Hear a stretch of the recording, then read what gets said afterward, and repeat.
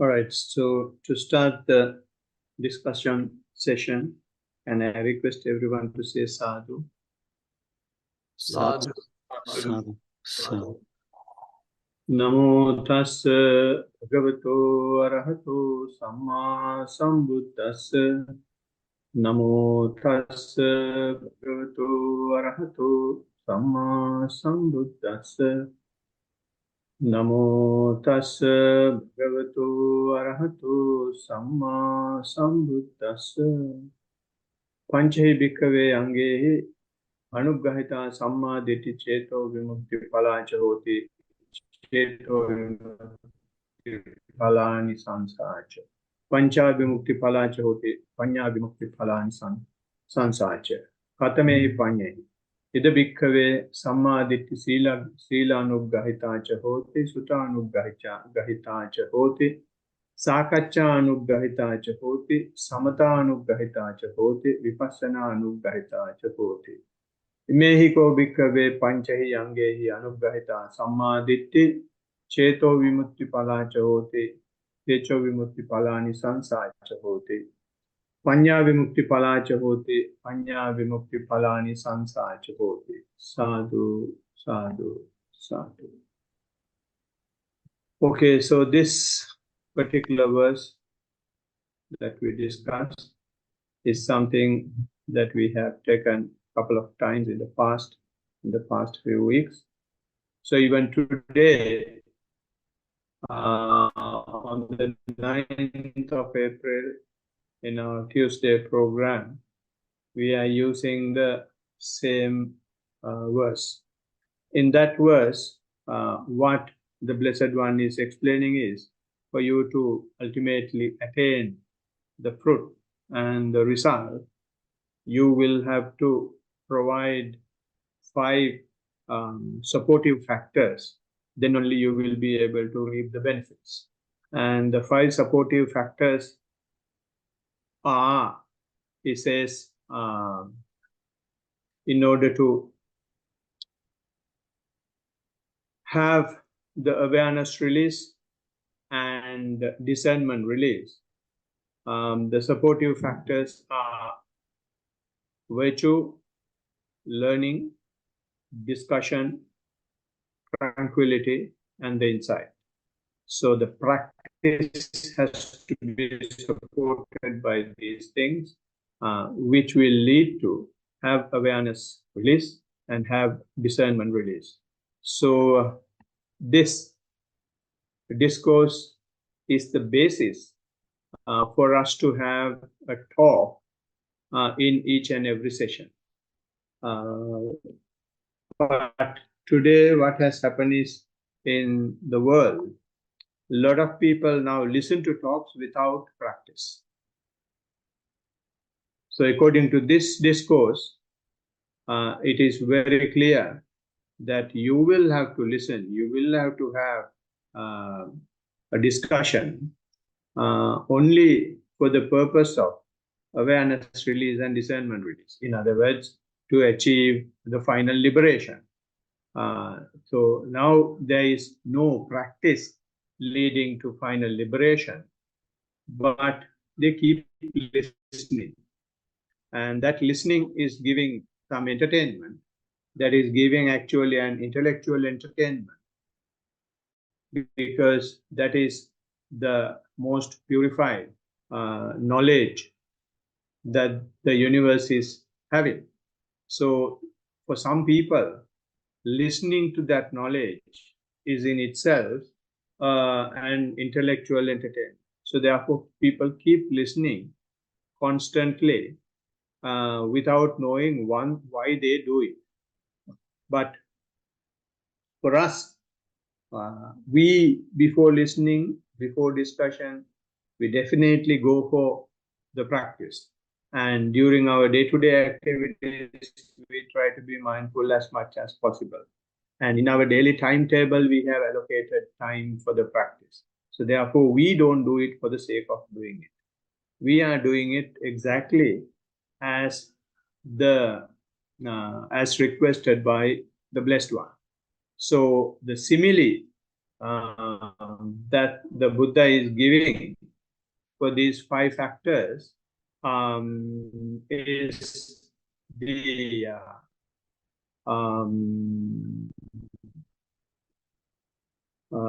conception of the chief queen, head queen of the wheel turning monarch.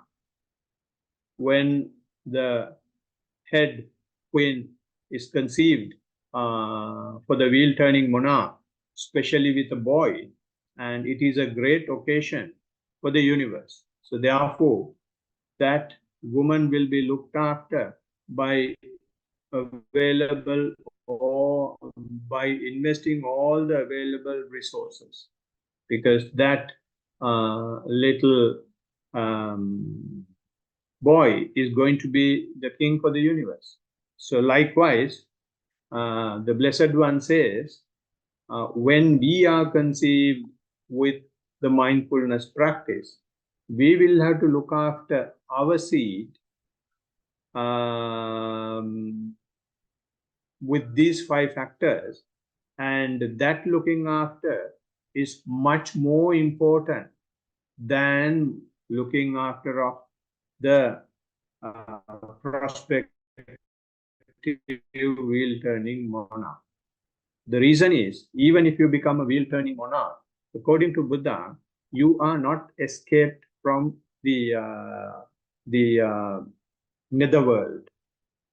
You are not relieved from the underworld. You are not relieved from low realms of birth. Even if you are a wheel turning monarch. So once you are gone from that realm, there is no guarantee where you will be born again. So there is a discourse called Raja Sutta. In that discourse, the Blessed One is saying, one who has achieved at least the final stage of enlightenment, and that person is much more important, much more higher up than a wheel turning monarch, because that person has definitely avoided going to the hell, but not a wheel turning monarch. So therefore the Blessed One says, when you practice, you will have to provide these supportive factors in a much more attentive manner than the investment of the royal palace to look after the queen of the wheel turning monarch. So those are the 5 factors we are discussing now. Of these 5 factors, today we are going to take the listening supportive factor. So before taking the listening supportive factor, I would like to remind you that we discussed the virtue supportive factor. In the virtue supportive factor, what we discussed was, virtue means the restraining our physical and verbal deeds. So restraining physical and verbal deeds is something that is done by the entire humanity to the maximum extent possible. But it is done either because they have been made scared of the next life, or they are compelled to do it, or they just do it for the sake of doing. But in the case of the Blessed One, what he says, you will have to restrain your physical and verbal deeds, not for the sake of doing it, not just because you are afraid of the hell, not because your teacher says, but that has to be linked to your wisdom. And therefore, there was a discussion between the Blessed One and a Brahmin, and both of them agreed. In fact, the Blessed One seconded the suggestion by the Brahmin that one who has One who is virtuous is naturally a wise person. One who is wise will naturally observe the precepts. So, therefore, this virtue in the Buddha's teaching is something which leads to the wisdom. And how it leads to the wisdom is, and not because you simply observe the precepts, but even if you break the precepts, the Blessed One is giving you an opportunity to correct yourself. Blessed One is not dumping you into the dustbin. Blessed One is not throwing you to the garbage bin. Instead, he gives a hand. No matter what mistakes you have done, come on board and just follow these steps, and you will be a wise person. You will be a recycled person. I will be able to correct yourself. So this is why the Blessed One says, Sattanam Visuddhya, which means purification of beings. If you practice mindfulness, whatever mistake you do, whatever bad things you do, you will be corrected over time, since being mindful provides you an opportunity for you to look at yourself. You will be more interested, more inclined to see within rather than outside. So as a result, you are able to see your own mistake, your own unacceptable physical and verbal deeds. So when you see those things, you will generate some sort of moral fear, some sort of moral shame, and that will lead you to be a better person. So therefore, over time, when you do it, all the mistakes or the bad physical and verbal deeds that you have done will gradually reduce, will gradually decline, and there will have one day that all the dirt in your bucket is gone out and your bucket will be filled with pure water. Once the dirty bucket is kept under a running tap, that is what is happening. The tap is running and you are pouring more and more purified water, and the dirt will go out and the pure water will be inside. So like that, the virtue supportive factor is provided not just for the good people or the virtuous people, for anybody who will come on board. Buddha will introduce this mindfulness and make him a virtuous person. Therefore, he says, my teaching is for the purification of beings. And once that supportive factor is there, then the Blessed One is introducing the listening supportive factor, because now he has taken the step to be a better person. Then he has to be supported to progress. So to support progress, it is important to provide more and more things that he does not know, and he should be clarified with whatever doubts that he may have, rather the reasonable doubts that he may have. And he may have different viewpoints regarding many things, and those viewpoints will have to be straightened as well. So all that can be done, number one, through listening, and number two, from the discussion. So since we are taking the listening supportive factor, which we call Sutanugahita in Pali, we have, when we see the wisdom, when we see the wisdom of the Blessed One, in the Blessed One's wisdom, there are 73 types of wisdoms that a Buddha possesses. So of these 73 wisdom lines or wisdom types. The first one is about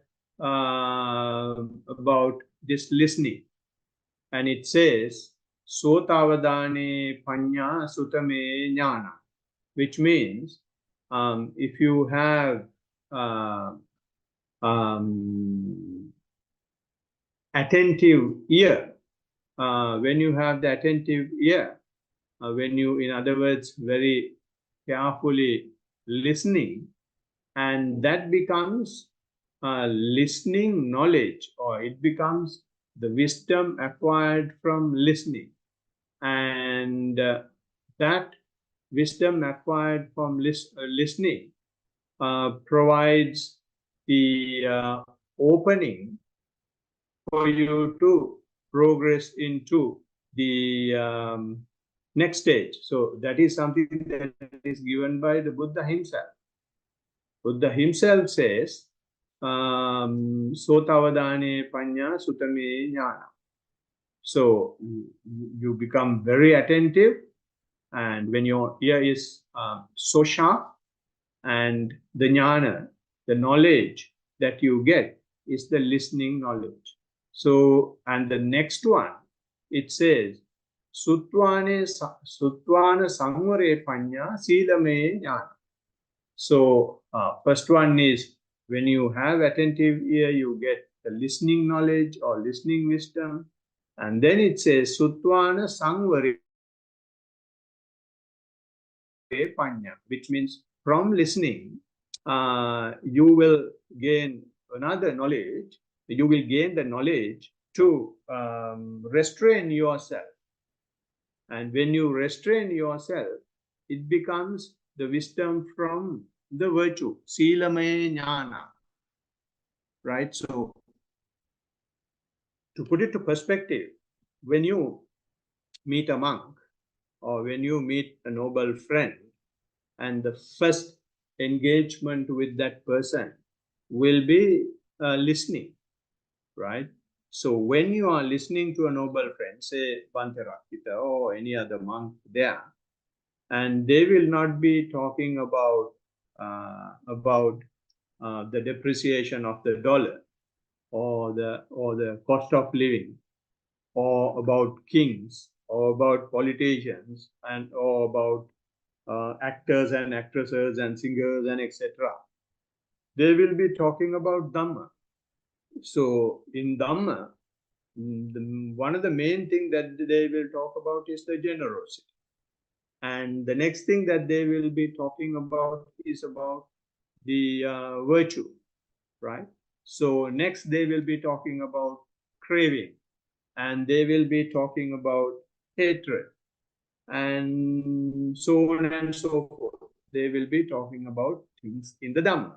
So when they are talking about things in the Dhamma, you will, when you are listening, and if you are not fighting, and if you are not disagreeing with what they say, you will, because of that attentive ear, you start gradually receiving a knowledge, a wisdom from listening. And that wisdom from listening creates your skill to be restrain yourself. So when you restrain yourself, it says Sutvana Samvare. From listening, you have a restraint. And that restrainment is a Silamaye Jnana. So then you get that restraining leads for you to become a virtuous person. So in other words, what I want to tell you is, on one hand, virtue is a supportive factor in itself. And for someone to become virtuous, irrespective of how bad that person is, this listening supportive factor is very important. So once again, if we take the example of Arahant Angulimala, he was a serial killer, and that serial killer was able to become the most decorated Arahant, because in the first instance, only how he received Dhamma was from listening. So that listening made him to drop the sword. That listening made him to come to Buddha. That listening made him to ask, why are you telling that you are stopping? You have stopped while still you are walking. So that was the conversation between Arahant Angulimala and the Buddha. Buddha said, you are still, you haven't stopped, but I have stopped. When Buddha said, I have stopped, he was walking. But actually, Angulimala was not walking. He has stopped. And he was asking Buddha to stop. And then Buddha said, no, I have stopped. You have not stopped. Then that discussion only made Angulimala a better person, not just a better person, the most decorated Arahant because of that listening.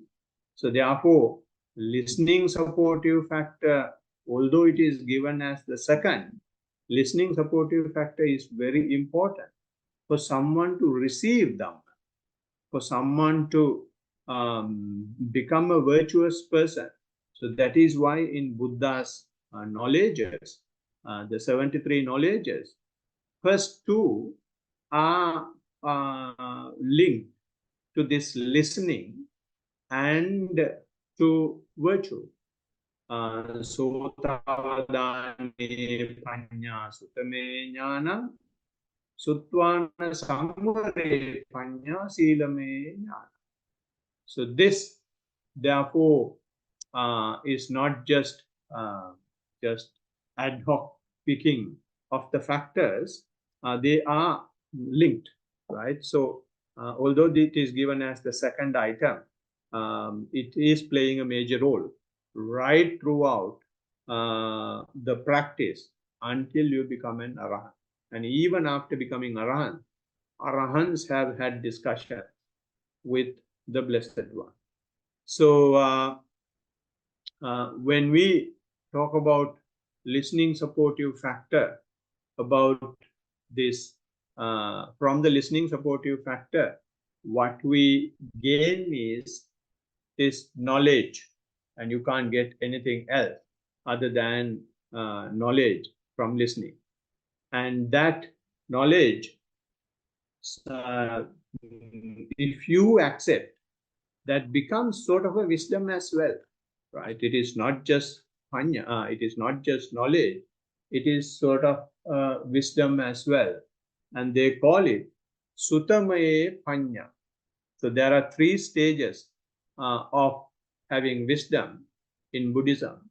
The three stages of having wisdom, first one is Sutamaya Panya, which means wisdom from listening, and then Chintamaya Panya, wisdom from or intellectual wisdom, and the last one is Bhavanamaya Panya, which means experiential wisdom. You experience, you become Panya yourself, right? So those are the three stages. So in those three stages, the first one is Sutamaya Panya. Sutamaya Panya means not only listening, in this case, and mainly it is listening, especially during Buddha's time. They did not have books, they did not have internet, they did not have all sorts of things that we have today. So only thing they had was they will have to go to a person, that person will be talking, and the people get the knowledge, right? So therefore, that acceptance of that knowledge is a wisdom in itself, and that is called Sutamaya Panya. But today, Sutamaya Panya includes reading as well, because it is not necessary to go to a person all the time. And some may be able to refer to our YouTubes, or to go to internets, or read books and things like that, also part of Sutamaya Panya now. And when you have Sutamaya Panya, you will start thinking about what you hear. what you read, what you see, and that thinking will depend on your viewpoint about what you read. Your upbringing will affect what you read, and your professional development or your professional knowledge will affect your understanding of what you read. So I remember once Goenkaji said he met one of his students was a metallurgist, and that person was trying to understand the practice from the point of view of inspecting or checking how pure the metals are. There is a process to see the purity of metals, where some electric pulses or some electric waves are sent into the metal and see whether there are any alien elements in the metal. So in the same way, in the practice as well, you sit and observe your physical process. When you observe your physical process, then you go up and down of your walking process and respiration, and that will show you, that will tell you whether it is smooth or whether you are struggling with it.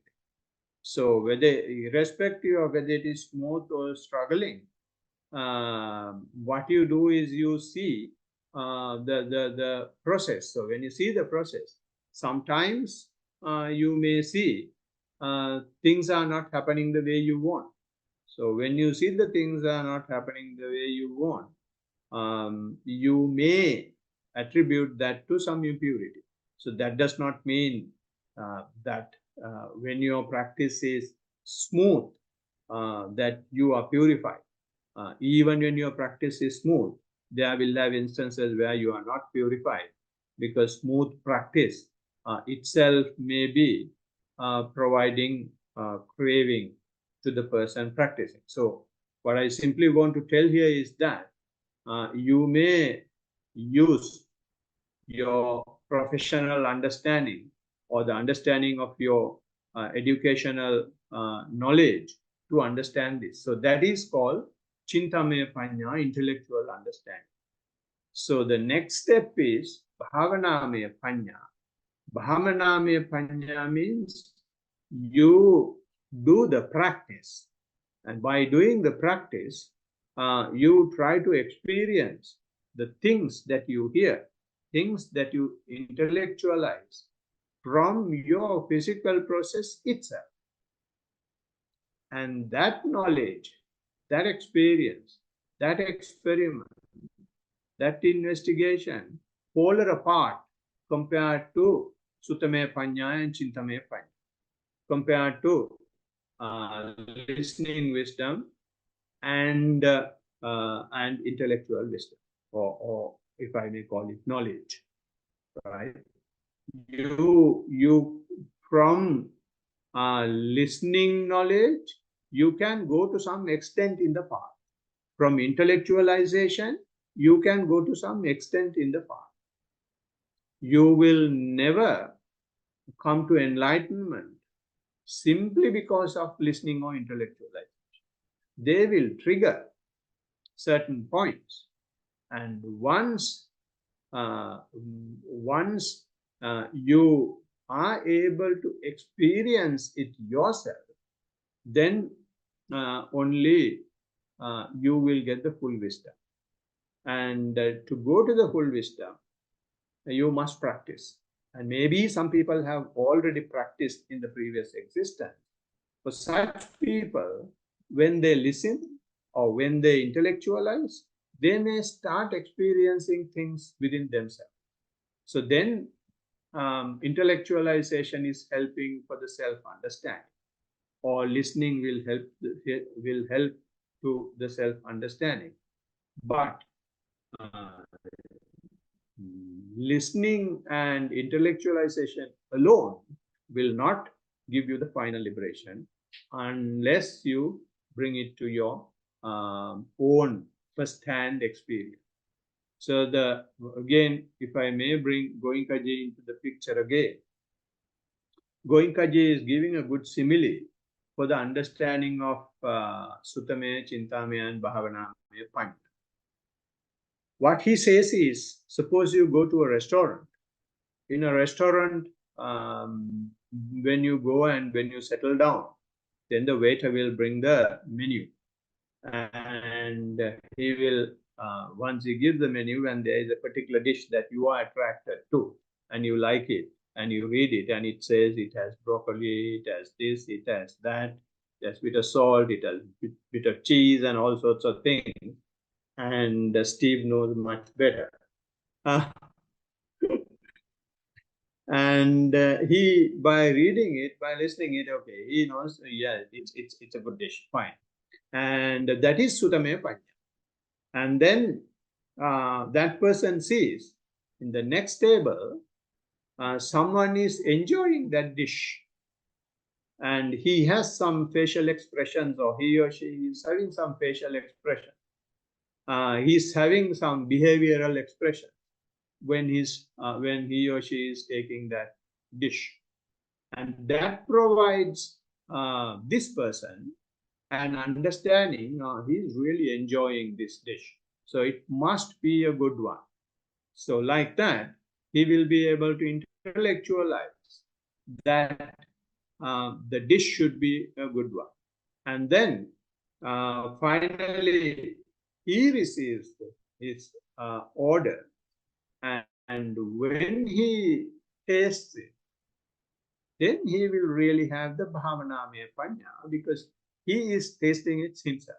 So therefore, just reading the menu card or just seeing how other people are delighted in having the meal will not quench your thirst or hunger, right? For that, you yourself will have to put the food in your mouth and then to the tongue. Then only you will be happy, you will be satisfied.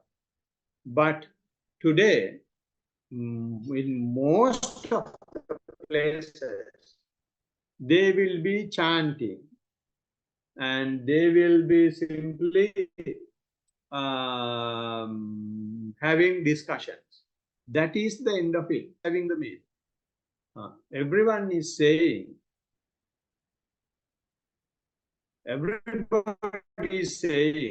my teacher is the best. And they keep on saying, that's all.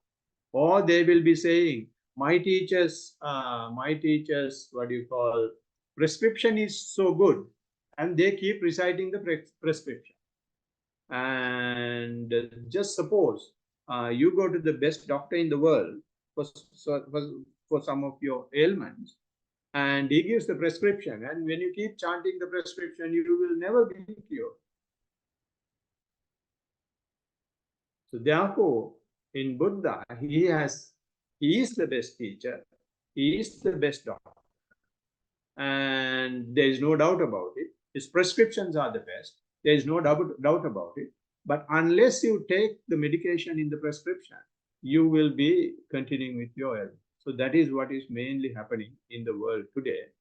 But now, from this listening supportive factor, I am trying to emphasize you all that although listening supportive factor is important, we must understand from the listening supportive factor itself that putting things into the practice is the most important thing.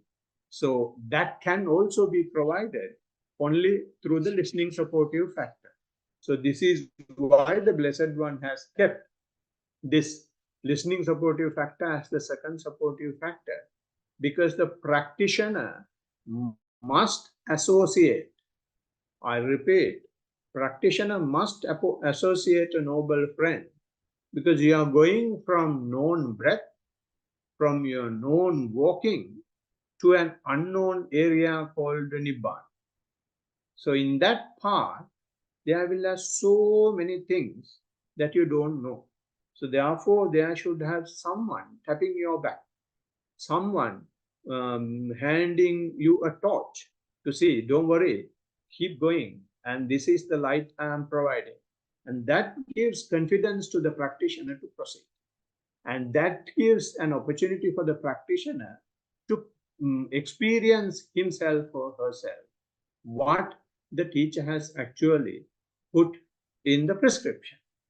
So when you really experience that, then prescription, there is no need of prescription for you. You become the prescription. You become the example of the prescription. So,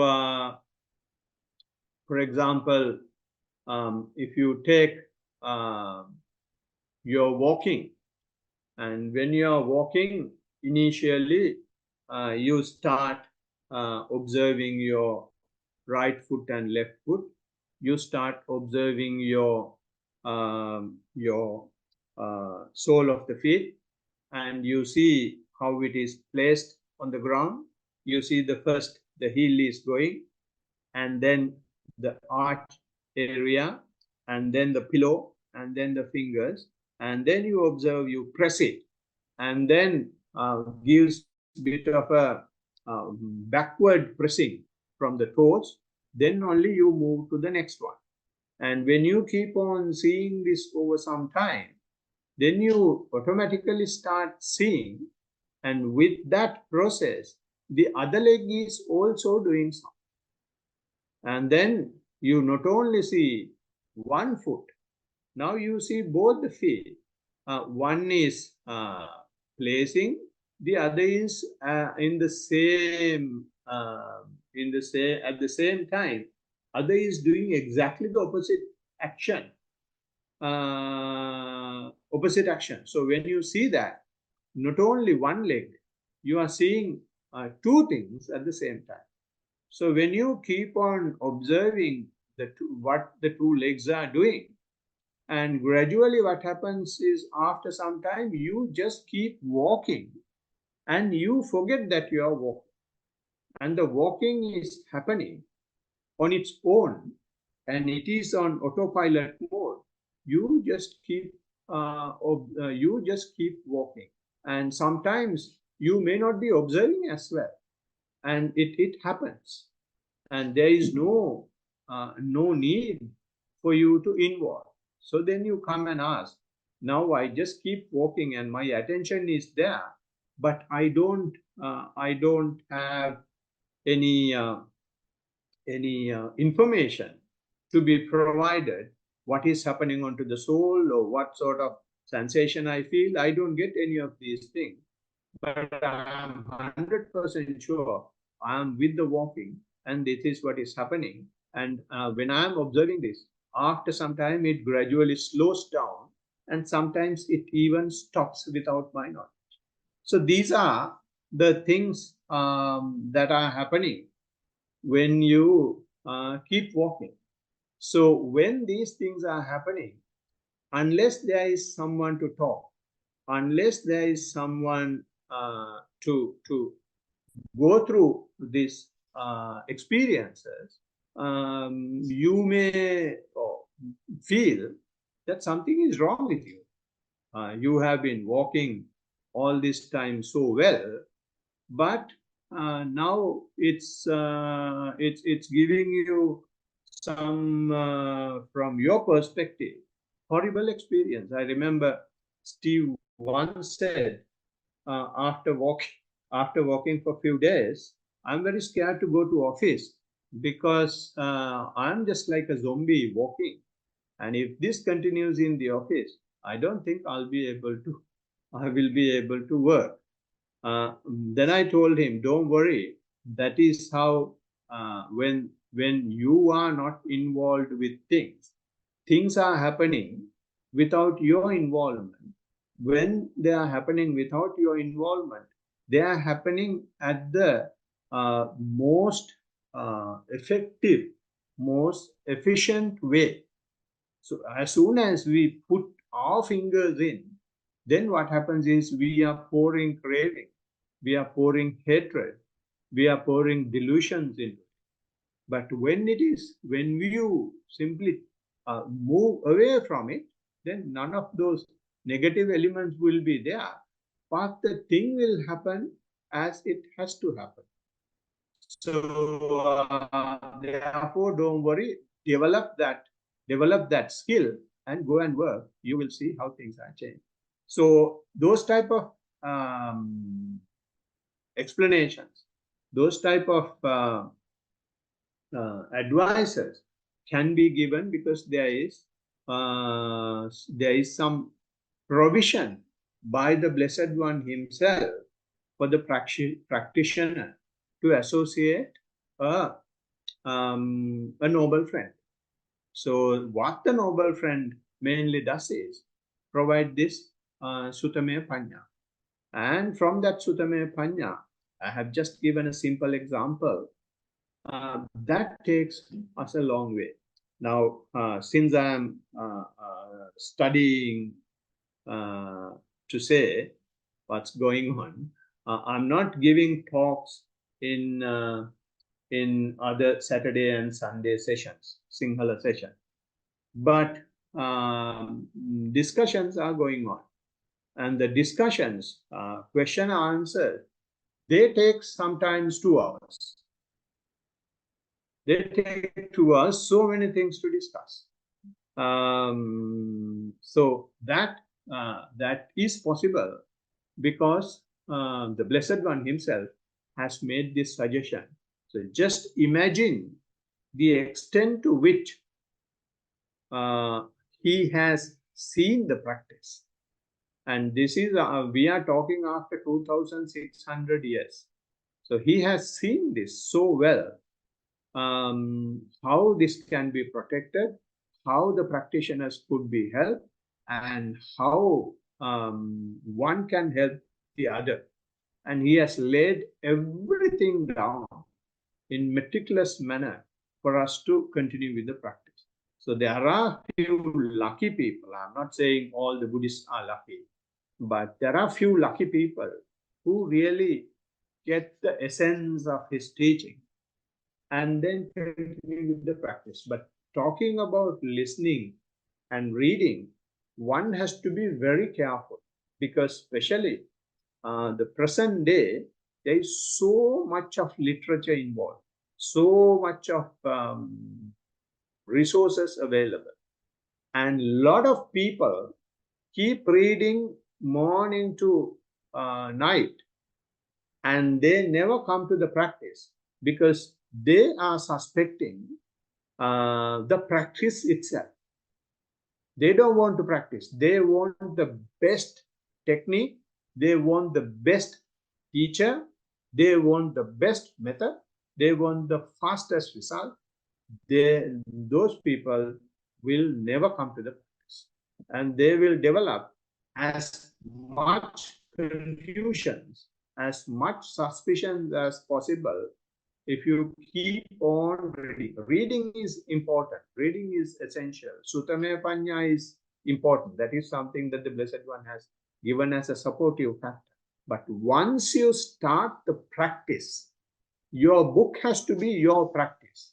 Your reading has to be your practice. No, you will not be able to get your practice from a book. You will not be able to get your practice even from discourses. Right, your what do you call Bhavanamaya Panya, experiential knowledge, experiential wisdom cannot be replaced with anything. So therefore, you must have a very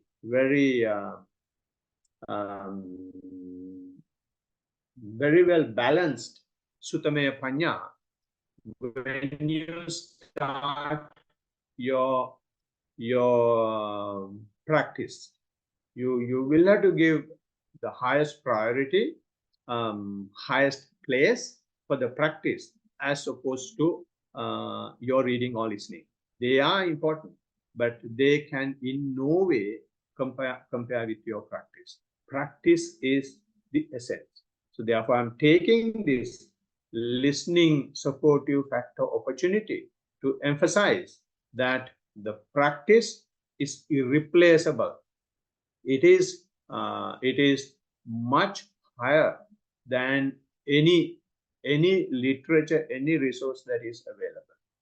So you can see even in the discourses, Blessed One himself has said in so many suttas that you will have to see into your own practice. And when you see your practice, certain things, certain experiences that you may have, they may not be there in books. And sometimes they are, or even if they are there, even if they are there in the books or in discourses, you may not understand that what is happening to you is what is in the book. So therefore, that link can be provided only by a noble friend. And one thing such a noble friend could do is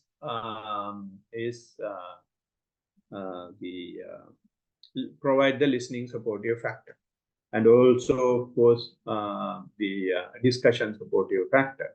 So therefore, although listening supportive factor is important, don't start going home and reading books and listening to so many YouTubes, and that may delay, that may introduce a wrong priority to your mind, right? So listening supportive factor is necessary simply to understand what's going on. And in listening supportive factor, I exactly don't remember what discourse it is. What the Blessed One says is, you will have to provide listening supportive factor. You listen carefully. You should be very attentive and understand whatever you can understand from whatever you listening, whatever you are reading. And if there is an area that you cannot understand, just forget about it. These are not my words. This is Lord Buddha's words. This is forget about it. And you continue with what you understand. Over time, there will have a point, there will have a time that you will understand those things that you don't understand today. Even the things that you understand today, after 1 month, after 6 months, after 1 year, you will understand it in a different, because you yourself is progressing, and the same thing that someone is telling today, after few months, few years, the same thing will be understood at a higher level with a deeper understanding. So I wish you all to continue with the practice and provide the priority to the practice over reading and listening, and have a meticulous balance between reading and the practice. So may all of you be happy, peaceful, and moreover mindful in your practice. Theruvan Sarana. Sadhu, sadhu, sadhu. Sadhu, sadhu. Good. So anything for us to discuss today? Yes, Chatu is here. You can show your face and then talk to your friends. Hello, Chatu. I've got Hamsika here. Not Hamsika. I know, I just got in trouble for that. I just told him hello. Good to see you. Hi. Pig S-I-K, Hamsika. I said, I'm not a pig. I'm ham. It's not ham. I'm already humiliated. Good. Hi, Alex. Hi. Oh, what a surprise. Good to see you. Good that you joined. I didn't expect that you're right next to Bante. I'm sitting in front, don't worry. I'll get out of the picture now. Okay. Good to see you all. Right. So they can't hear. Yeah. Okay. So my questions. I'm okay. I'm okay for questions. Have you got anything, Hamsika? I don't have a question. Probably it is a question. So, during my sitting meditation, I was really tired today and I was trying to focus. I did my best, but falling asleep. How do you not fall asleep when you're so tired and focus it? I tried to be awake, but I think I fell asleep. Yes. So what's the comment? Just falling asleep? I was just so tired, I just couldn't bring my attention to it, Attention to what? to my breath.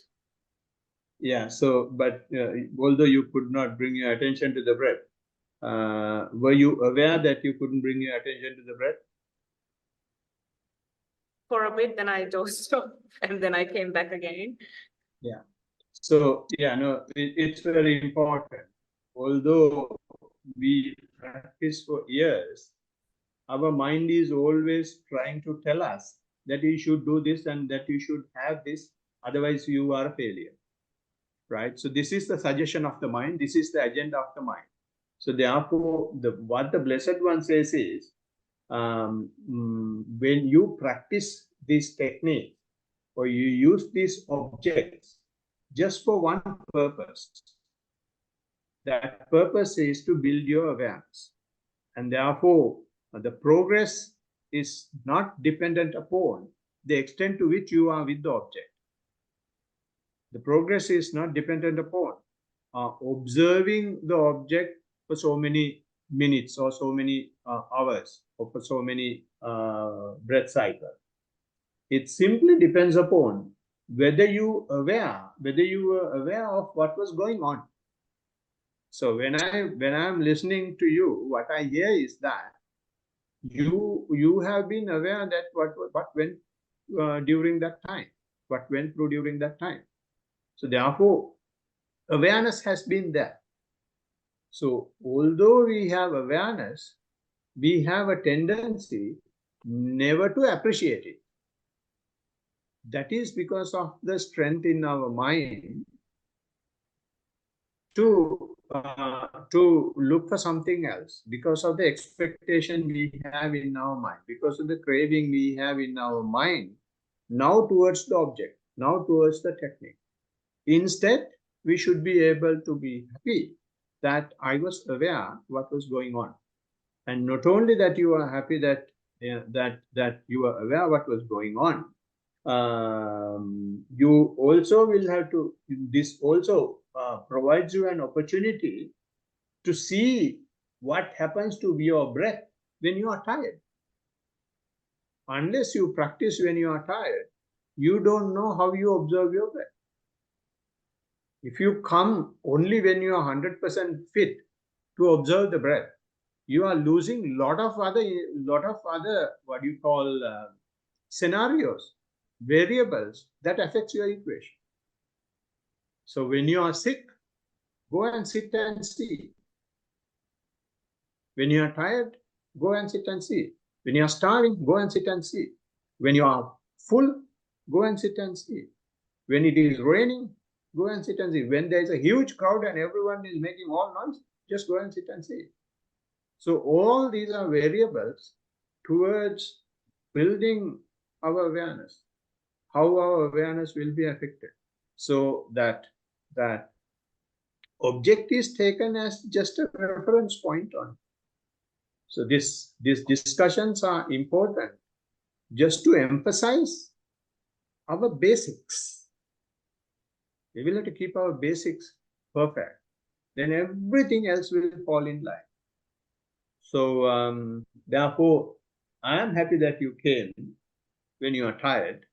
I am happy that you observed that you fell asleep. I'm not quite sure whether you are happy.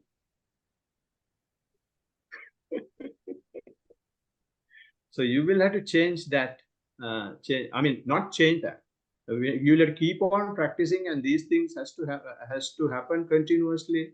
Then these words I'm uttering will gradually start echoing in your mind, and that will gradually change the way you look at things. That's all what has to happen. Theruvan Saravan. Okay. Chatu is having something here. We'll give him an opportunity. Okay. This is a report that I gave to Lukuhandu, but I'm going to blast you with that report. Okay, go ahead. the second question you're going to ask me. I did a very poor report for him, and so I didn't get a very good answer. So I'm going to give it again. I continued observing mindfulness in day-to-day activities. I continued observing thoughts happening in day-to-day life. There are only two types of thoughts. Number one is images, and number two is a voice or sounds. I can see separation for the first time in my life of thoughts that are naturally occurring and thoughts that are mine. Previously, they were always my thoughts. If I look at them closely, they disappear. And while looking at them closely, I also lose the ability to even willfully create thoughts. Willfully create thoughts. Yeah. On the other hand, if I sit back and not look at thoughts very closely, they're happening freely or automatically. Even willfully created thoughts like future planning or daydreaming can happen when I sit back. This is basically the same thing that happens to me while eating. If I look closely at taste while eating, I can't taste anything. So I just let eating happen automatically. And when it's not being looked at closely or observed closely, or I could say not interrupted, then tasting happens in the report. Yeah, okay. There is nothing for me to blast in this report anyway. Yeah. No, it's a good observation. Now you are giving your observations on thoughts on one hand, and on the other about eating.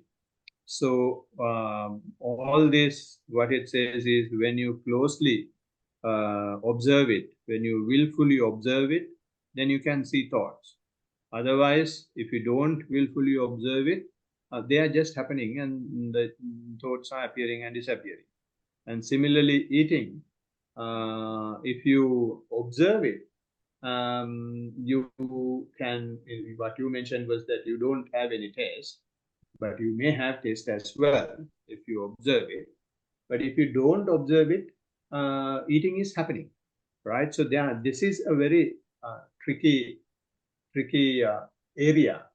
When you practice mindfulness, what it simply teaches you is to learn the skill of not doing anything. So when you don't do anything, what happens is you gradually move away, your self-identification move away from what you are doing. So when the self-identity, because you are simply observing and you are not part of it. And since your self-identification is moving away, it is happening. But you don't, there is nothing for you to see. So if you simply observe eating, and since you are not identifying yourself with the eating, you don't feel taste. And when thoughts are there, if you don't observe thoughts, they are there and they just appear and disappear. So in this instance, what happens is mind is somehow or other making you to observe all these things. So there, what the mind is trying to do is, although you are not part of the actual process that is happening, which is either walking or sitting or eating or observing thoughts, although you are not part of those things, now the mind is trying to make you a part of mindfulness. The mind is trying to make you part of observation. Mind is trying to make your identification with the observation, with the mindfulness. So you are trying to build your me, build your I, build your mind with the mindfulness. So the Blessed One says it is supatitita sati, which means you are going to have the control of mindfulness. So when you come to this stage, don't even observe thoughts. they will just pass away like clouds. If you try to observe, you can see the detail. But you have the ability not to get involved with them. You simply move away completely from them. And if thoughts want to come, you play hell, I don't care. Right? And let eating happen. And the body knows. Body has the eating knowledge. Body has the walking knowledge. Body has the breathing knowledge. Body has the sitting knowledge. So we let the body do what it wants. And we don't try to become part of it, at least through mindfulness. Now, this can happen only when the practice is developed to some extent. Right? So therefore,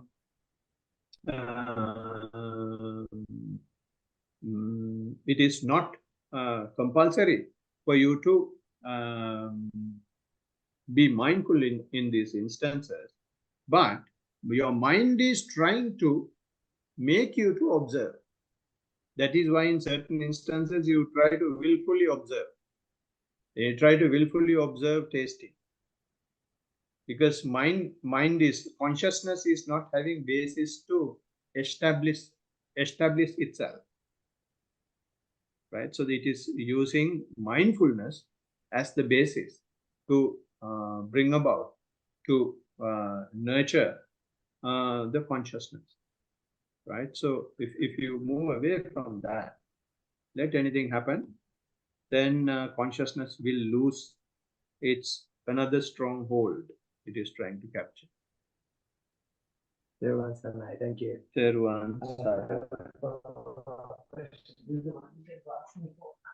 He's having one more. It's one. So this book, I don't know if you can see. Yeah. Anyway. Practical Can you insight. see this book? Lift it up a little bit We more. can see it. Lift it up a little bit higher. A No, higher. little bit higher. Practical insight meditation. Okay. Oh, yeah. Who's that by? Yeah. Saidor. Marcy Saidor. Okay. Thank you. So I read this book when I first started, and that messed me up. And that's the reason why I don't read books actually, or gain any theoretical knowledge. So this time I was like, okay, I'm ready to read it again. So I read it again. It messed me up again for sure. But this time I could ask the question straight away. So that didn't. Anyway, so I asked this question earlier to Lukuham, but I want to get Ante's advice on it.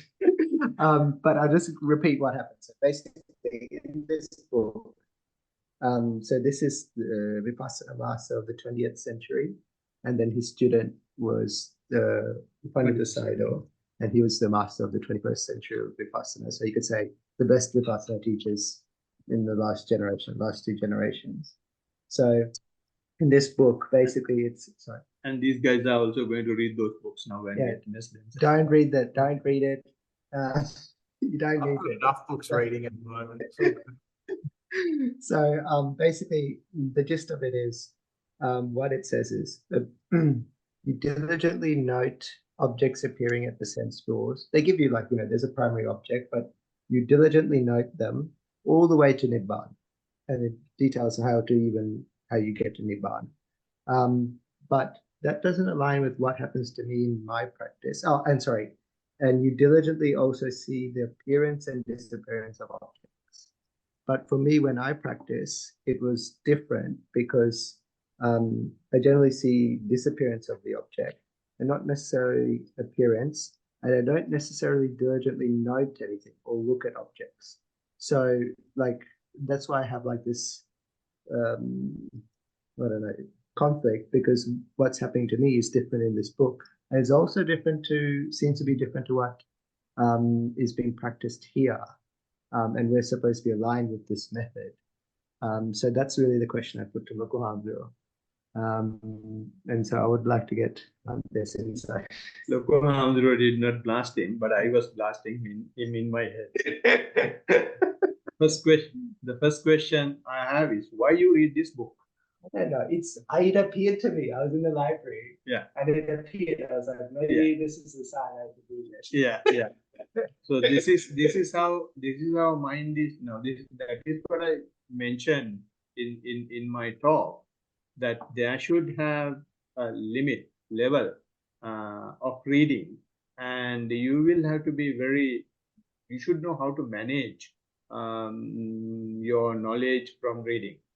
The first reason, the reason why I asked why you read this book is because if you are happy with your practice, then there is no need to read this book. If you are happy with your teachers, then there is no need to read this book. So in a subtle way, this is how our mind works. In a subtle way, you are unhappy with this. And you don't see it outside. Even if you try to dig and see, it is not there. But there is an underlying tendency of suspicion. And to be fair, like I spent a whole day thinking whether I should open the book. Like I saw the book, and I was like, should I do this? And then I was like, I better just have a look and see, because I can't remember what's in the book. So yeah, but I do agree, yes. Yeah. It's because of doubts that I will pick up this book. Yeah. So I mean, now he says the book itself says observe the sense doors until the Nibbana. So when you saw the book, when you are practicing, what you should have done was seeing, and come out of it. Because as soon as saw the object, and then you have consciousness has got the object, and then some processing has happened, and then you have picked up the book, and then suspicion has gradually developed. So it has come to a stage for you to suspect your own practice, right? So therefore there are a lot of people doing it. They go to other teachers, they go to other places, they read other books, and some people are constantly doing that. And I allow them only 3 times to do it. I advise them, and then if they come on the 3rd time, I will straight away tell them, you go and find your teacher. Don't bring other stories here, right? And then some people either drop and come and continue with me. Some people just go away. I don't mind, because it's when our practice is developing, our practice will not be available in a book. Of course, we may have some support. So to get the support from a book, we cannot take each and every letter from a book. Just read it. There may have certain sections that I understand, there are certain sections that may help me. Just use that. And others that you don't understand, just drop it off. Don't create a confusion by trying to understand everything in the book and complicating it with the practice. And that there is a lot more that I can tell you about what is given in the book. But what I will have to mainly mention is the person. We are trying to correct ourselves. To correct ourselves, we will have to see what made us to read this, what made us to take that path. And that is where the defilement is. Mind somehow or other wants us to make this confusion. And if it can create a confusion, it completely overtake your practice and establish the consciousness on that. Now, in your last report, the consciousness is now is shattered. It is not having any place to have a firm footing. But with this book now, it has taken the opportunity, and there is a place to have the firm footing. Right? So that is therefore Buddha said in this practice, the first spiritual quality is the faith. And if our mind is very tricky, it will see any opportunity either to attack our faith, or to attack our energy, or to attack our mindfulness. And they very are fond of talking about concentration. The mind is very fond of talking about wisdom, and attack the other 3. Right? So therefore, it is our defilements are changing based on what skills we have from the spiritual perspective and what defilements we have from the defilement perspective. Those things will come up only when you practice and provide the input.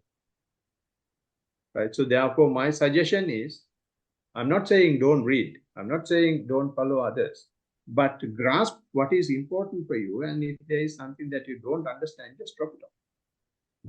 Peruan Sarana. Can I ask a follow-up question there? Yeah. Lokohandra said, like, he said an interesting comment in his response. He said, like, you're the third generation, because first is, let's say, Marty, and then his student, and then I'm the third generation. So is it to say that, like, because it's like the way he writes this book is like, this is how you get, this is like the method to get to Nibbana. But that's not necessarily like one part. There might be many parts.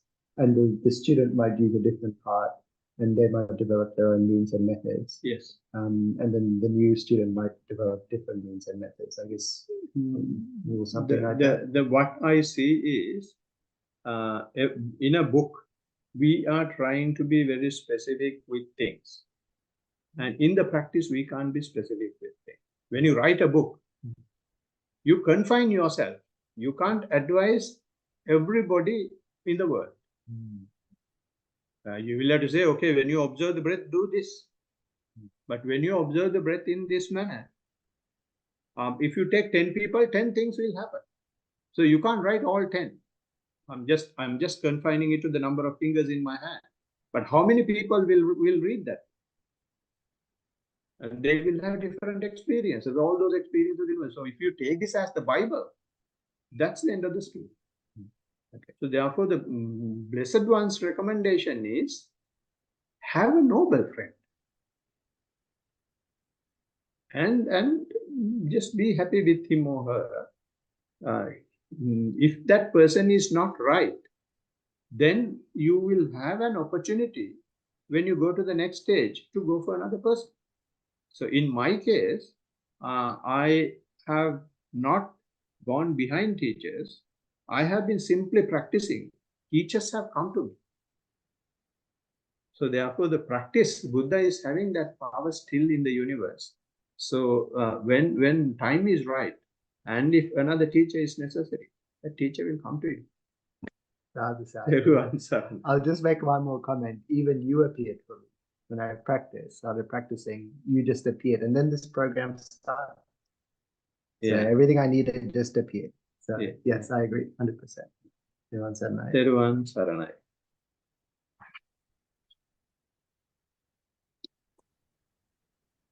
Tanuka. Sorry, Hansa. I've just got a couple of things I want to discuss about my practice. Yeah. I think what's the main one? I think one of the biggest highlights in the last couple of weeks was, I think I was in the gym once, and I felt like a complete disconnection from everything. So like complete untanglement from like friends and especially family. And it was just like one moment I like everything just got unplugged and completely lost the sense of like kind of like who I was kind of thing. And finally started seeing everything for what it was. So people were just working out around the gym, and the first thing I felt was like, what the hell am I doing here? Like and you know, I think I could relate back to what Swami Hansa said in a previous talk. I was like, I just felt like a zombie, like didn't feel a motivation to do anything. All of a sudden I started working out again, and then that's where the cravings started again. So I just let it happen. The cravings came back. You know, I felt like the superior person, and you know, the suffering started again. It was just going up and down. I think a couple of days ago, like I think I was like, I think for a long time I was like scared to face that craving when it comes up. So like last couple of times I just let it come up. Felt like, you know, I was like on top of the world. I was like ahead of everyone. I could like do anything I want. All those kinds of feelings. And you know, sometimes I would just be like sitting in bed, or like, you know, like lying in bed, and I would feel this like superior being like that I created, like outside our house or something, just like, you know, just out and about, like, yeah, the cravings have always involved, you know, it feels like this gaming character that I've created, and you know, this being like, sometimes I look at my clothes, and you know, I see that this like higher being wearing these clothes, my hat, or like, you know, I'm this like kind of like I feel like he's like kind of in like a game or something. It's like a gaming character. So like I think back then, all the decisions, all the choices I used to make was in order to achieve this state. But now it's like as I progress through the practice, these choices are like, these decisions I made are kind of like lowering, like slowing, like coming to zero. Like they're still kind of there, but like they're not as much as it used to be. So like it's still there, but like I'm a lot more aware of it. Yeah. What else? But yeah, apart from that, there was a couple of days. I don't know. It was weird. Like I experienced like this creating motion. So it was like, so for an example, I'll be eating. I know it's not good, probably not a good thing to overthink it. But I was like completely like creating the motion of eating. Like it felt like I was creating that plate. I was like creating the food at the same time. It was, I used to experience it like here and there, like a few months ago, like, maybe like last year this time. Trying not to think about it, but this motion was like getting a lot more prominent lately. Like I think it was like a week ago or something. Like it was happening a lot. So I'll be opening the tap, but like I felt like I was creating the motion of like the water coming out of the tap. You know, like same thing would be happening in the shower. Sometimes I'll be like out walking, and I'm walking, but like I would feel the motion like backwards as well. So I would feel like everything was happening at the same time. Yeah, like it wasn't anything scary. I just try to observe it as much as I could. Apart from that, I think yeah, that's about it. Yeah. Yeah. How bothering is this? Sorry? How bothering is this? Bothering is what? Yeah, these scenarios that you're explaining, being zombie and being again on the other hand, being craving again, and then feeling like a gaming character and feeling like you are creating things. Are they bothering you? Yeah, I feel like it's bothering me sometimes. Yeah. Yeah. So when is it bothering?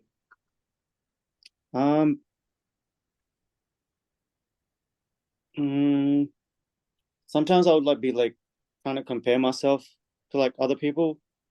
Mostly like it doesn't have, sometimes it's like it comes up from like the lower part of my body. Yeah. So back then I used to just like kind of avoid it. Yeah. So I'll stop you there. Yeah. When you say it comes from your lower part of the body, can you explain that a bit more? Yeah. So it will be like telling me to like listen to this song, or like mostly it will probably be like asking me to like listen to a song or something. So I'll listen to it, and you know, it would all come up. No, what I'm trying to specifically arrive at is, now you are saying it is coming from the lower part of the body, right? Yeah. So having a feeling to listen to something, how is it coming from the lower part of the body? What is actually coming from the lower part of the body? It feels like a craving, yeah. Right? It's like a voice telling me to listen to a certain song. Yeah. So it's not something coming from the lower part of the body. It's again mental image. Yeah. Yeah. Okay. So you don't feel any pressure or energy or force coming from the body? Sometimes I do, yeah. Yeah. So when that happens, you will have to observe what creates that situation. In other words, what thoughts were going or are going in that situation. So because those thoughts only may create that force, and sometimes when you don't have any thoughts, also this force, this energy will come up. So therefore, since you said there is something coming from the lower part of the body, and since you say that it is happening sometime, so you will have to see what mental connection it has to that. So that's number one. So when you see that, be prepared for it. And and also you said the scenario that you explained, they are bothering you sometimes. And when I asked when they are bothering you, you mentioned when you are trying to compare yourself with others. So that is, in other words, when you are not mindful. So all these things that you are creating, that you are talking, and I understand that you feel disconnected, understand that you feel unplugged, understand that you feel zombie, because we are practicing the skill of not doing something. So when you practice that skill, we become zombie. We become unplugged. We become disconnected. We are basically antisocial. So in an office, you may be labeled, if you go, as an antisocial person. So that feeling is a progress, and it is not degress. But having said that, your mind is not suggesting that to you.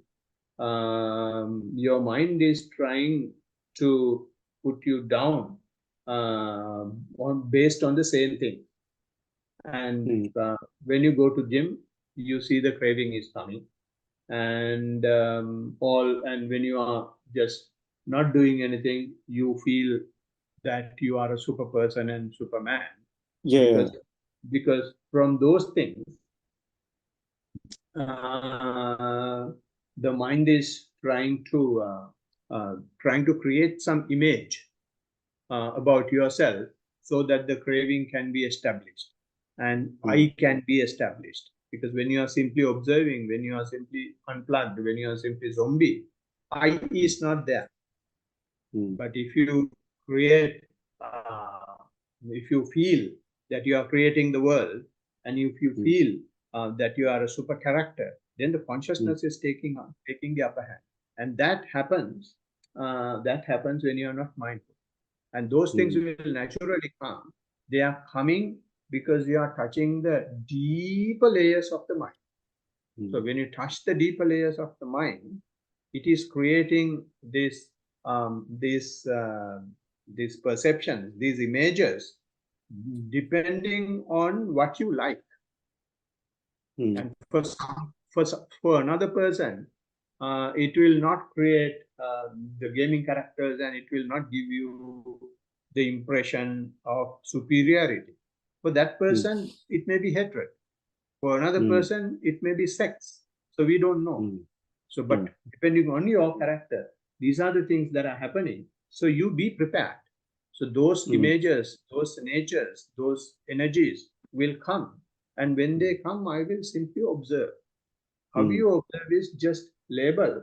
I am aware, I am aware, I am aware. When you feel that, when you eat, you create the food. When you open the tap, you feel, you create water flow and all that. That is because you simply have no boundaries now. Your boundaries, self boundaries lost. So everything is in the universe is connected. You have that feeling. When you have that feeling, it energizes you so much. And that energization itself can create self. So therefore, we will have to gradually separate the craving that creates self. How you separate the craving that creates self from this connection is by labeling it. You let it happen, and at the same time you tell yourself, I am aware. So when you tell yourself that you are aware, you take the opportunity that the mind is having to do something else, to involve yourself with it. Yeah. Otherwise you start comparing, otherwise you become part of it. As soon as you become part of it, then you become a Superman. If you tell your mind, I am aware, then mind does not have a chance to put some food in. So there is no feeding. Since there is no feeding, that deeper energy, deeper craving that is coming is will fade away. And I'm not saying that stops, and it will keep coming as long as there. And you be prepared. Let them come and just Observe. keep labeling. Not Yeah. simply observe. You label them. Keep Okay. labeling. And it is very, very good that you go to gym and be part of, do normal things, because when our practice develops, we should not isolate, right? We should not develop our practice in isolation. To practice, we become secluded, but we cannot be secluded 100%. We should go to the society and test ourselves, Yeah. whether we are creating conflict with the society or not. So if you are not creating conflict with the society, and if we can move like them and still not become part of them, and not become one of them, and not become not like them, then we are successful. Otherwise, we will be, if we separate ourselves from the rest of the world, then our success is limited. We can't move with the world. So therefore, what the Blessed One does is, in the morning, he goes to any dirty place with his begging bowl, and then be with people and get his food and preach people. And then by evening, he comes to the monastery and he is doing practice. He would have very well be secluded and ask somebody to bring food, then he would have stayed inside whole time. No.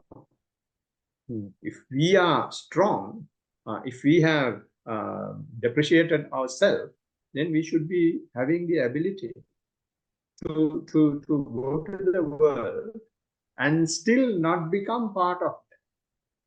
But we sort of, others will feel that we are like them as well. But actually, we know inside we have separated from. Does it make sense? Yeah, it does make sense.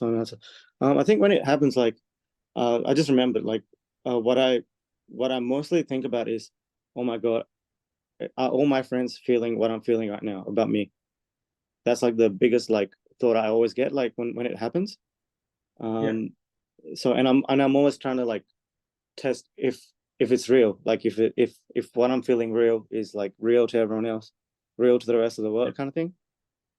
So that's where I'm like, So when you I get stuff all the time. When you say that your friends feel the same way that you feel, have you tested that, or? I think when I used to have social media, I always tested it. I like that's when I forced this superiority on people. But not really forced it, but like kind of helped them as well, kind of thing. And it was very abnormal. Like it wasn't normal. So people weren't liking, commenting, or anything. But I felt that superiority. And I was making all these like coming up with all these like theories and stuff about creation and all these kinds of things. It finally got to a point. Is it basically about Dharma or something else? There was something else in it. This was when I was like, this was when I was on the psychosis episode, like, and I was on like medication and stuff, way before I started the practice. And so I was like coming up with these theories about creation and stuff. And finally, when I but this is something that happened way back. Like couple of way back. But like even during the practice, this stuff was happening. So I'll be practicing sometimes, but sometimes this craving comes and I'll go on social media, do all these crazy things. Now, have you done anything recently? Oh no. Yeah. So if you have not done anything recently, don't worry about the past. Okay. If something is happening, say in the last month or so, then it is something that we can discuss. Oh yeah, no. Going to the social media, I don't Yeah, think I gave yeah, keep going. I gave my password to my brother, and like I deleted my account and gave my brother my password and everything, so I don't have any access to social media and stuff. But I think, wait, what was I gonna say? So, like the theories I came up with when I was on social media, like I'm always testing them, like sometimes. So when I'm up and about at the house, like, and like something will come up and I'll be like, oh my god, it's happening because of this, happening because of that, stuff like that. Yeah. Yeah, so that is because since you have gone beyond physical process, since you have gone beyond feelings layer, your mental process, you are seeing your mental process. So when the mental process is the fastest thing in the universe, so if you get caught up in that process, then it will take us for a ride. So now when you are giving the report, many times you mentioned sometimes I become aware of it. And now since that mental process is happening, and all these are suggestions, all these are perceptions, all these are images, and all these are opinions that the mind is giving, interpretations that the mind is giving.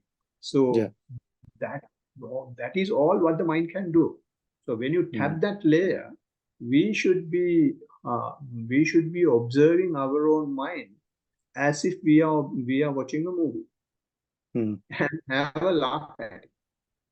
See how our mind is trying to trap us. One day when I was meditating in the temple, a beautiful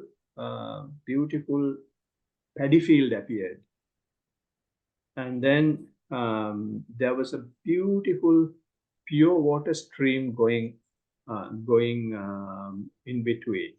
It was so attractive, and then I was observing it, and I knew it was coming up, and then all of a sudden a naked woman appeared from that stream. And then straight away, my mind came out with a filthy word to blast what my mind is doing. Yeah. This is what our mind is doing, gradually, slowly trying to create things to trap us. So if we get caught up in it, then it will take us for a ride. So since I was observing all these instances, I was ready to, I was not expecting that another thing will come. And it has already trapped me with the tranquility and the beauty of that scene. And since I was trapped in it, it created another higher craving object. And then if I was not mindful enough, or if I had not been mindful enough, I would have trapped in that as well. But straight away what I said was, Muge ammata. So that came to my mind, that is just to condemn our mind. So that is exactly what is happening. So you will have to, at the rate it is happening, you will have to always reminding yourself that you are aware, you are aware, you are aware, and have a small laugh at your own mind. And don't identify yourself with it. And when you simply label like that, you naturally will not identify yourself. Good. Yep, that'll be all. Sorry, answer. Everyone, Saranai. Okay, thank you very much, everybody, for listening and for being patient. I will share the stanzas. Whose turn, hopefully this time? Is it?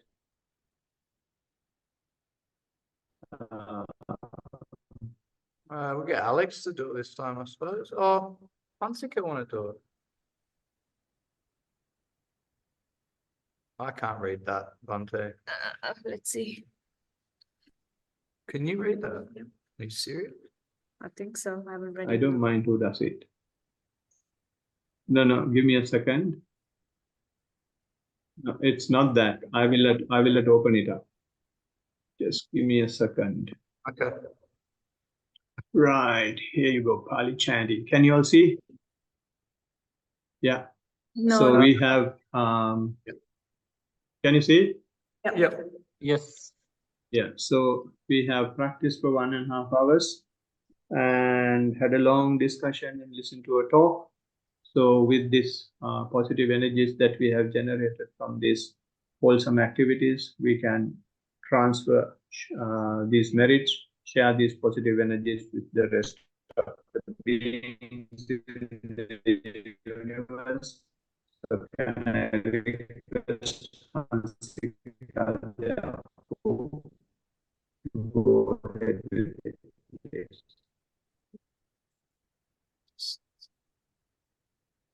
Is it me? Oh, that was me. Hansika. In Pali? No, just in English. Okay, may all devas share this merit, which we have thus accumulated for the acquisition of all kinds of happiness and prosperity.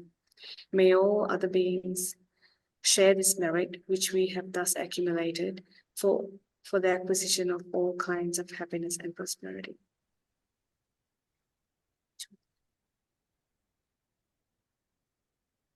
May all beings share this merit, May all the beings share this merit, which we have thus accumulated for the acquisition of all kinds of happiness and prosperity. May all beings inhabiting space and earth, devas and nagas of mighty power, having shared this merit, long protect the dispensation. May all beings inhabiting space and earth, devas and nagas of mighty power, having shared this merit, long protect the teaching. May all beings inhabiting space and earth, devas and nagas of mighty power, having shared this merit, long protect me and others. If by deed, speech, or thought, heedlessly I have done any wrong, forgive, O Master, O Victor, greatly wise. If by deed, speech, or thought, heedlessly I have done any wrong, forgive, O Dhamma, to be seen here and now, timeless. If by deed, speech, or thought, heedlessly I have done any wrong, forgive, O Sangha practiced well, the incomparable.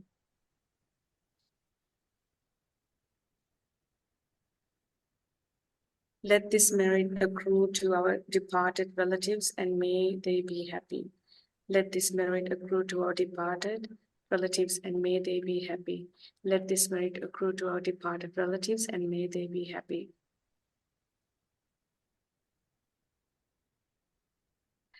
By the grace of this merit that I have acquired, may I never follow the foolish, but only the wise up to the time I attain Nibbana. By the grace of this merit that I have acquired, may I never follow the foolish, but the only wise up to the time I attain Nibbana. By the grace of this merit that I have acquired, may I never follow the foolish, but only the wise up to the time I attain Nibbana. sadhu, sadhu. Everyone, Thank you everybody for Bante. everyone's saranai, everyone's saranai, Durban Sarnai. Thank you. everyone's saranai, everyone's saranai. I'm going to disconnect from here.